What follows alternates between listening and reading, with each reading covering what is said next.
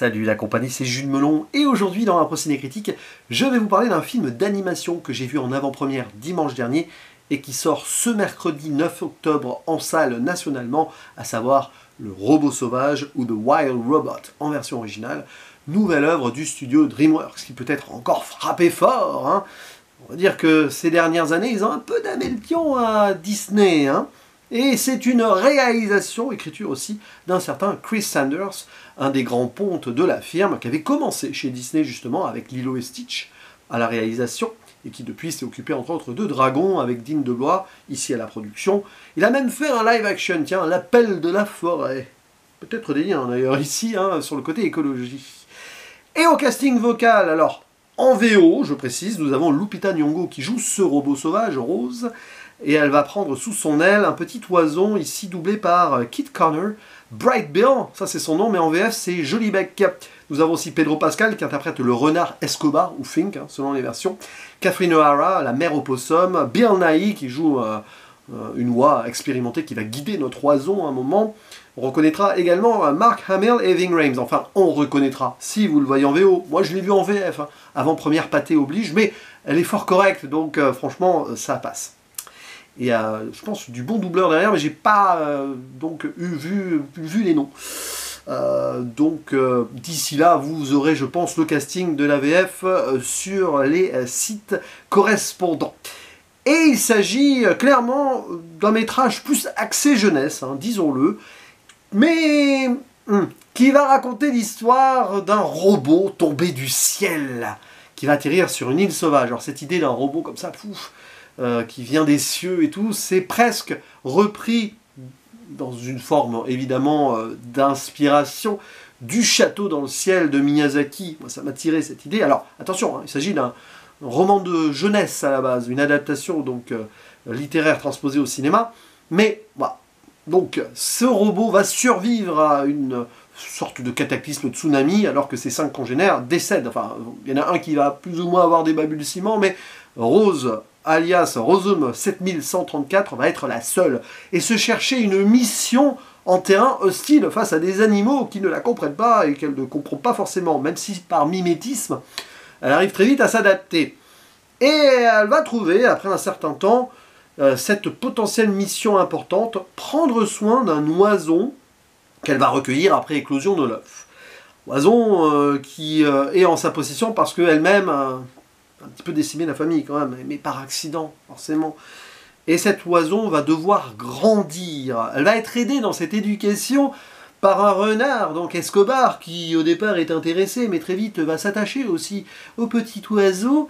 Et donc l'idée c'est de le faire manger, lui apprendre à nager, et essentiellement voler d'ici l'arrivée de l'hiver pour la migration.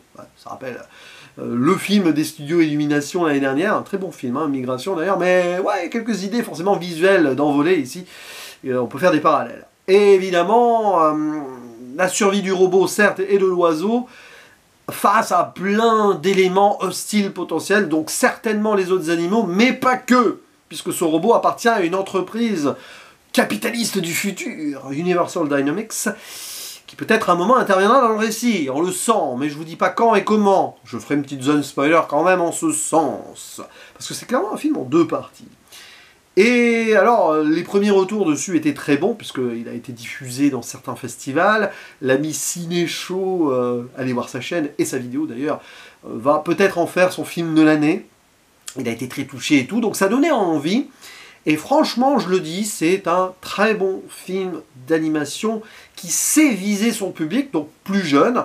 Mais nous, adultes, on arrive quand même à y trouver son compte. J'ai envie de dire que c'est encore plus fort si vous le voyez en famille et que vous en discutez après avec la jeunesse, parce que c'est cette idée de transmission avec des thématiques assez simples, déjà traitées par ailleurs de façon large, mais bienveillantes, qui sont ici remises, on va dire, dans un contexte très différent, avec un melting pot, oui, d'influence à droite à gauche. Vous allez penser aux Géants de Fer, certainement. Wall-E moins, mais peut-être un petit peu sur l'aspect futuriste quand même.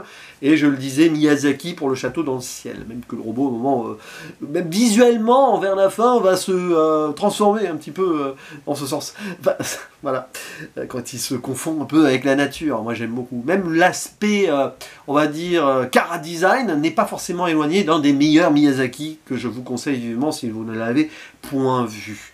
Et c'est un film qui est touchant, qui d'ailleurs touche juste. Certes, c'est peut-être éculé sur certains points, il y a un poil naïf si vous voulez, mais n'oubliez pas qui est ici visé par cette œuvre. Et je trouve que c'est important de réinjecter, et toujours, et dans l'éducation aussi à travers les images, et ce film le fait très bien, certains...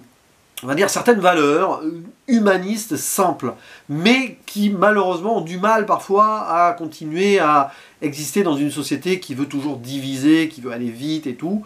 Là, on a le rapport à la tolérance, contre le harcèlement, le vivre ensemble, et aussi trouver sa place. Alors ça, c'est un peu plus global, etc., parce que ça, c'est chacun son combat dans sa propre vie aussi, trouver sa place avec soi-même et avec les autres.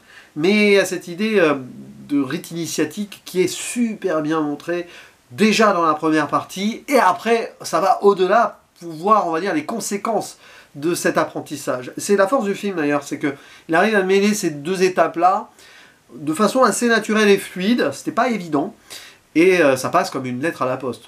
Franchement, ça dure 1h40, et vous ressortez de là, hop, c'est passé très vite. Alors, ça fait partie d'ailleurs de ces films d'animation récents, plus pour les jeunes, qui vont à un rythme très dynamique, oui, ça manque peut-être de pause, etc. Surtout quand on compare, entre guillemets, hein, il faut pas, mais dans les thématiques, on peut les comparer avec un autre film d'animation qui va sortir 3 semaines après, Le Robot Sauvage, qui s'appelle Flow, qui est une coproduction lettonne et française, franco-belge d'ailleurs, que je vous conseille, je l'ai déjà vu en avant-première, il y a un podcast qui arrivera, une émission sur la 7ème illusion et tout le team, d'ailleurs Le Robot Sauvage aussi, il y aura une émission sur la 7ème illusion, donc vous voyez, hein. Mais autre film d'animation important à voir qui fait passer aussi de belles valeurs de vivre ensemble avec des animaux. Très intéressant, mais Flo, pour moi c'est un degré au-dessus, mais j'en reparlerai, parce que ça vise plus moi, personnellement, mais ça vise aussi les enfants. Mais ça, hop, on met de côté. Restons sur Le Robot Sauvage.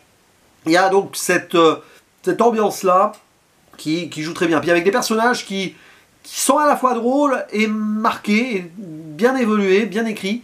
J'en veux la preuve, pour preuve, pardon, le renard Escobar, donc en VF, qui évidemment au début est intéressé, etc. Mais lui aussi, on le voit, c'est un solitaire qui est aimé de personne. C'est un petit peu d'ailleurs le leitmotiv global de l'œuvre, c'est que nous avons des gens qui sont seuls et exclus. Mais ce renard va avoir cette évolution-là et va être très attaché et attachant aussi.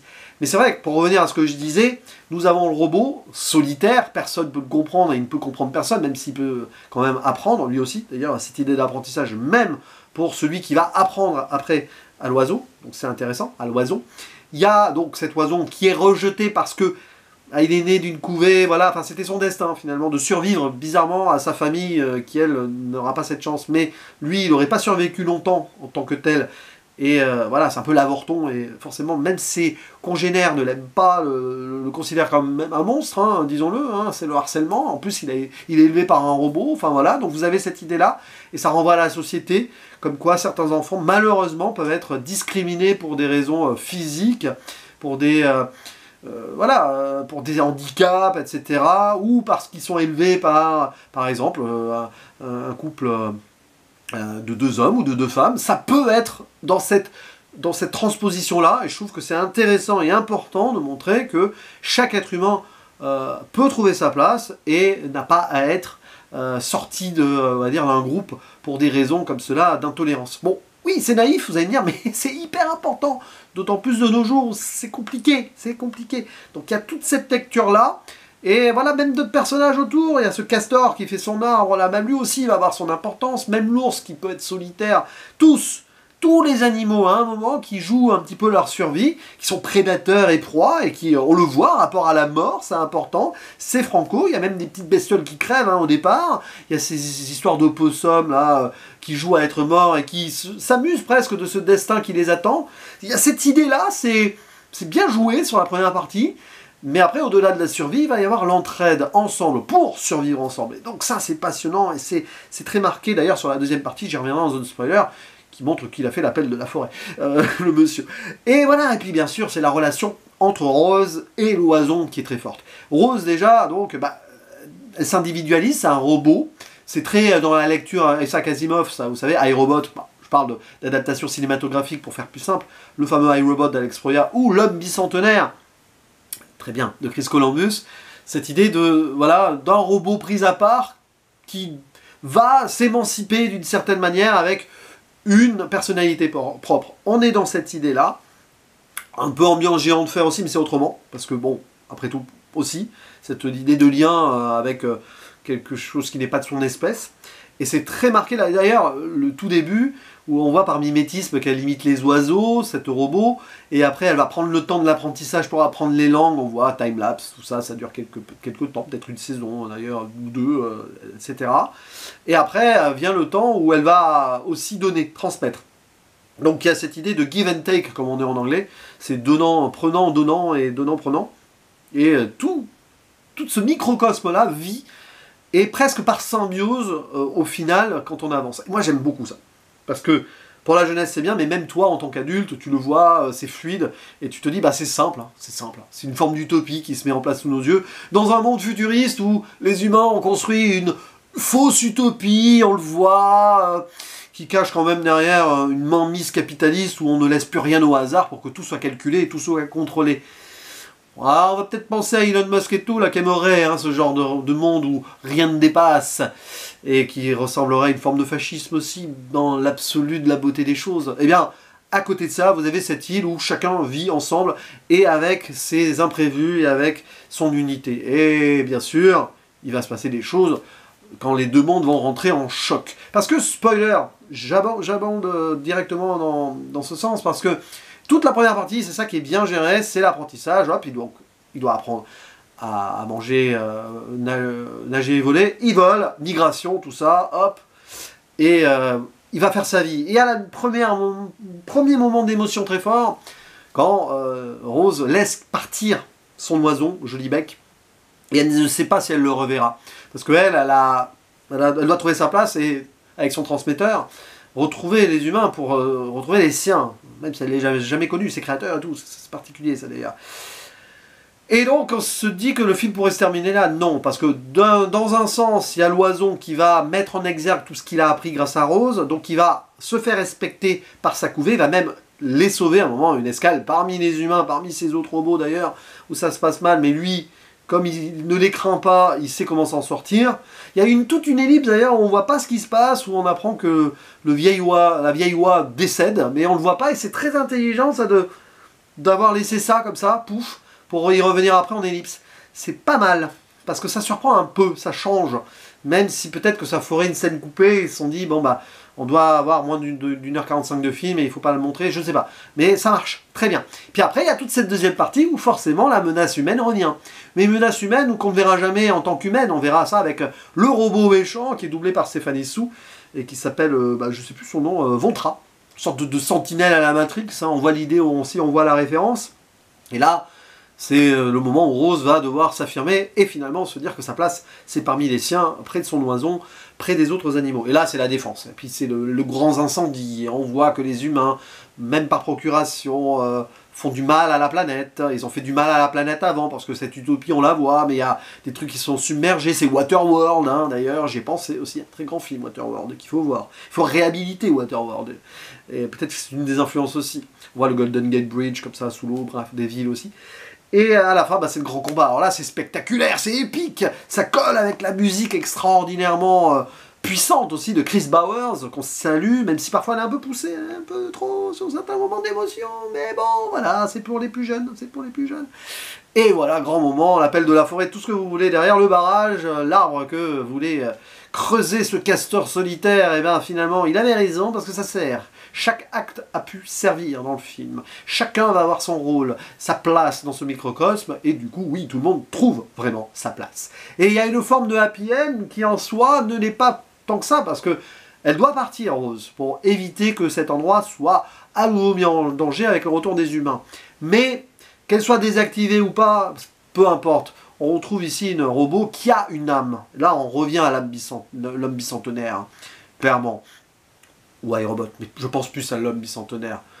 Bon, le cœur est là, ça existe. Il y a quelque chose qu'on ne pourra pas analyser et enlever là, dans les souvenirs. Et en effet, à la fin, bon, c'est facile, hein, l'oiseau, on retrouve un moment lors d'une migration postérieure, ça arrose, hein. Et ça pourrait donner lieu à un Robot Sauvage 2 si ça fonctionne. Après tout, s'il veut en faire une trilogie comme le Dragon, on peut prendre, même si ce sera périlleux d'en faire une suite.